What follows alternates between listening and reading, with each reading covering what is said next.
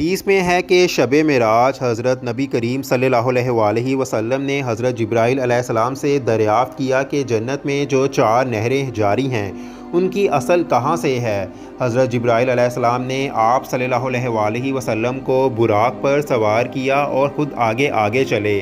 500 برس کی راہ پر ایک نور کا کعبہ ملا جس کے 4 دروازے تھے اور ہر دروازے سے ایک نہر بہتی تھی۔ اس کعبہ کا دروازہ کھول کر 20 سال کی راہ چل کر صدر کعبہ میں ایک نور کا تختہ نظر آیا تو دیکھا کہ اس میں بسم اللہ الرحمن الرحیم لکھی ہے اور بسم کی میم سے ایک نہر اور اللہ کی ہا سے دوسری نہر، رحمان کی میم سے تیسری نہر جبکہ رحیم کی میم سے چوتھی نہر جاری ہے۔ اسی وقت نبی کریم صلی اللہ علیہ وسلم کو حکم الہی پہنچا کہ اے محبوب صلی اللہ علیہ وسلم، آپ کی امت میں سے جو شخص ایک مرتبہ اس کو پڑھے گا میں اس کو ان 4 نہروں سے سیراب کر دوں گا۔